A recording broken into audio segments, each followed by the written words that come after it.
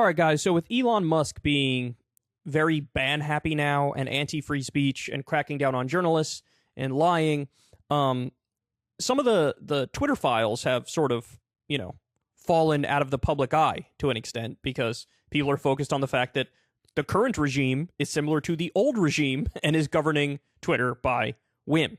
Well, I went through some of the recent Twitter file dumps, and some of them actually have some pretty important information in them, and I want to share it with you. So, but let me say up front, this doesn't excuse any of Elon's censorship and his deplatforming and his terrible fucking policy changes. This doesn't excuse any of that.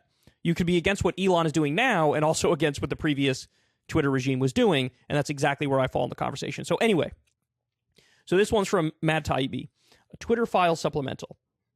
So he goes on to explain, in July of 2020, San Francisco FBI agent Elvis Chan, awesome name, tells Twitter executive Yoel Roth to expect written questions from the Foreign Influence Task Force, the interagency group that deals with cyber threats. The questionnaire authors seem displeased with Trump for implying in a July 20th DHS ODNI FBI industry briefing that you indicated you had not observed much recent activity from official propaganda actors on your platform. One would think that would be good news. The agency seemed to feel otherwise. Chan underscored this, quote, there was quite a bit of discussion within the USIC to get clarifications from your company, he wrote, referring to the United States intelligence community. The task force demanded to know how Twitter came to its unpopular conclusion. Oddly, it included a bibliography of public sources, including a Wall Street Journal article, attesting to the prevalence of foreign threats, as if to show Twitter they got it wrong.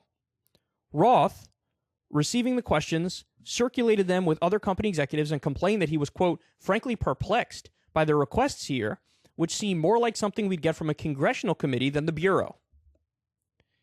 He added he was not comfortable with the Bureau, and by extension, the IC, demanding written answers. The idea of the FBI acting as a conduit for the intelligence community is interesting, given that many agencies are barred from domestic operations.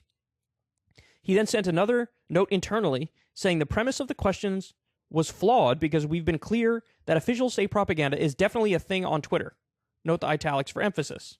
Roth suggested that they get on the phone with Elvis ASAP and try to straighten this out, to disabuse the agencies of any notion that state propaganda is not a thing on Twitter. This exchange is odd, among other things, because some of the bibliography materials cited by the FITF are sourced to Twitter intelligence officials who in turn cited the public sources. Okay, so I'm not going to go on with this. I'm just going to sum it up for you and tell you what's going on here, what this means. Basically, what happened is the FBI sort of embedded themselves in Twitter. And, they got involved with, like, the trust and safety team and basically the people who are in charge of censorship. And the FBI kept prodding Twitter and coercing Twitter and insisting to Twitter, hey, man, we got these problems, bro. We got these real big problems. Foreign governments are trying to, like, infiltrate Twitter, and they're trying to do propaganda, and we can't allow this. We got to protect against this. And even this guy, who later on became sort of a villain because he led the censorship charge, this guy Yoel Roth, originally, he was very skeptical of these, former FBI people and current FBI people and the prodding that they were doing to, hey, man, you guys got to get more involved. You got to filter, you got to censor, you got to deplatform, you got to stop these, like, propaganda efforts. Because Yoel Roth and others at Twitter were like, look, dude, there is no fucking evidence of what you're saying. There's no evidence of, these coordinated campaigns from Russia or whoever else. And anytime, like, they did take action on some accounts, and they would show the FBI, be like, here, see, we did, we took care of the problem, and they would still prod for more and prod for more. And eventually what ended up happening is, in the lead up to the banning of the Hunter Biden laptop story, which the New York Post released, they did to Twitter exactly what they did to Facebook. Remember, Mark Zuckerberg went on Joe Rogan's show and basically said, they kept priming me like, hey, just so you know, there's going to be a big, Russian disinformation or misinformation dump, and be on high alert, be aware. And they basically, prepped Zuckerberg to, like, when that dropped, be ready to, at the very least, like, shadow ban that story, which I think is what he did. And in the case of Twitter, they prepped them and primed them to go even further. And effectively, they decided free of their own volition, we're going to ban it. But that's only after, like, perpetual prodding and coercion from the FBI to do so. And so what you learn in these Twitter leaks is that the FBI, basically the U.S. intelligence agencies, I think it's fair to call it the deep state. I know some people get triggered by that term, but I don't think they should. I think it's a fair term, right? They were prodding, coercing, forcing Twitter to filter, censor, deplatform, etc., based on their own whims and their own political ideology. And that, needless to say, should not be in the business of Twitter. It should not be. And a lot of the stuff that these intelligence agencies cite is just total fucking bullshit. Because remember, there's a dastardly Russian around every corner to these people. In their mind, they think Hillary Clinton lost the 2016 election because of Russian interference, and of course that's not fucking true. Okay? So this is what we learned from this leak, and then there's also one by Michael Schellenberger, which came after, which sort of verified a lot of the things that I just laid out for you. But there's actually an even more interesting Twitter Files leak that I want to share with you, and this one is from Li Fang. Because it cuts two ways when you talk about the FBI and the intelligence agencies kind of coercing Twitter into doing things. Not only do they coerce them to censor and ban stuff that they think is foreign propaganda, they also coerce them and prod them to pump up U.S. propaganda. So this is what's called a Psyop, or psychological operation. So let me give it to you here from Li Fang. He says the following: how Twitter quietly aided the Pentagon's covert online Psyop campaign. Despite promises to shut down covert state-run propaganda networks, Twitter docs show that the social media giant directly assisted the U.S. military's influence operations. Twitter has claimed for years that they make concerted efforts to detect and thwart government-backed platform manipulation. Here's Twitter testifying to Congress about its pledge to rapidly identify and shut down all state-backed covert information operations and deceptive propaganda. But behind the scenes, Twitter gave approval and special protection to the U.S. military's online psychological influence ops, despite knowledge that Pentagon propaganda accounts used covert identities. Twitter did not suspend many for around 2 years or more. Some remain active.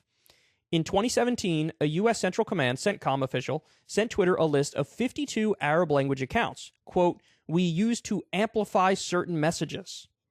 The official asked for priority service for 6 accounts, verification for one, and whitelistability for the others. The same day, CENTCOM sent the list. Twitter officials used a tool to grant special whitelist tag that essentially provides verification status to the accounts without the blue check, meaning they are exempt from spam and abuse flags and more visible and likely to trend on hashtags. The CENTCOM accounts on the list tweeted frequently about U.S. military priorities in the Middle East, including promoting anti-Iran messages, promotion of the Saudi Arabia U.S.-backed war in Yemen, and, quote, accurate U.S. drone strikes that claim to only hit terrorists. So here are some of the accounts right here. Li Fang is showing some of the accounts right here. Okay, now, look, I have to point out, I'm pretty sure that this Psyop was a massive failure because, widespread anti-Iran sentiment on the platform, I don't see much of it. I mean, maybe you see it now with their Iran's crackdown on protests and their crackdown on women's rights, but certainly that charge was not led by the U.S. The genocide that's happening in Yemen, there aren't many pro-Yemen genocide tweets out there. There aren't many pro-U.S. drone strike, tweets out there. But what we're learning is Twitter was effectively coerced and prodded and told, hey, basically whitelist these accounts, so verify them without the verification checkmark, and help them spread far and wide. And the whole point of these accounts is lying, is propaganda, is boosting the pro-U.S. foreign policy message. And again, that message includes Iran evil. That message includes U.S. drone strikes awesome. That message includes, the genocide in Yemen is not actually a genocide. Saudi Arabia is on the correct and just and right side of that. And they're doing the right thing by massacring women and children in Yemen. So, this is a big deal. Because look, what it shows you is the way that Twitter should work, the way that all the social media outlets should work, is that it's just a neutral platform. Everybody posts there. You post what you want, as long as you're not breaking a law or clearly violating a rule in a brazen way. It's like you post whatever you want, and it spreads however far it spreads, right? It's sort of like a meritocratic algorithm. That's how this is supposed to work. In reality, the way it worked is the U.S. government effectively infiltrated Twitter, got them to censor and deplatform and ban stuff that they don't like, just by claiming, hey, this is like hostile foreign actors doing this. And they got them to boost the things that they do like, the things that fit the Pentagon's message, the CIA's message, again, because they infiltrated Twitter, and they're biasing it on purpose. So, I'm sure there's Saudi Arabian bots running rampant on Twitter, Israeli bots running rampant on Twitter, pushing a pro-Israel message, pushing a pro-Saudi Arabia message. And now we know, as a matter of fact, there are bots pushing the pro-US message. And see, to our government, those bots are a good thing. They think, yeah, this is a psyop, but it's a psyop for the right things, for the right causes. And so this should be pushed far and wide. This is positive. They don't view that as like evil manipulation. They don't view that as like biasing the conversation in the public square in the direction they choose, which of course is arbitrary and fucking ridiculous. They don't view it that way. They think like, no, we're the good guys. Our allies are the good guys. The other people are the bad guys. Let's clamp down on the quote-unquote bad guys and prop up the quote-unquote good guys. That's not how this is supposed to work. This is not supposed to be an outlet for the U.S. deep state to push their propaganda. And anybody who's being fucking reasonable would admit the genocide in Yemen is bad. That's a bad thing. And we are aiding and abetting it with our tax dollars. And instead of learning the truth about it, they're misleading you about it. 90% of the drone strikes were illegal and killed the wrong people. That's according to Daniel Hale, who's a whistleblower, who was put in fucking prison for releasing this fact, that 90% of the drone strikes killed the wrong people.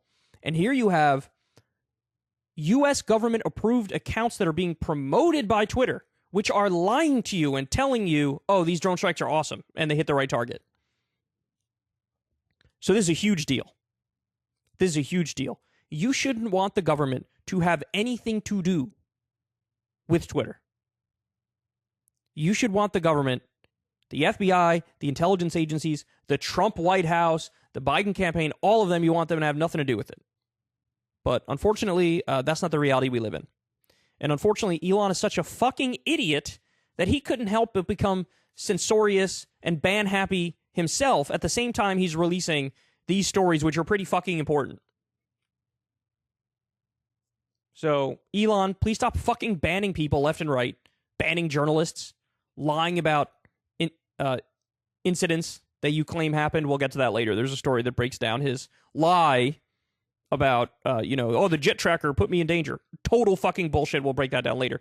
But stop banning people. Stop being crazy. Stop making shitty fucking policy changes so people could talk about the things that matter. This is a very important story, and people need to talk about it. If you want to see me and Crystal Ball interview legends like Noam Chomsky, Cornel West, and more, subscribe to Crystal, Kyle, and Friends on Substack.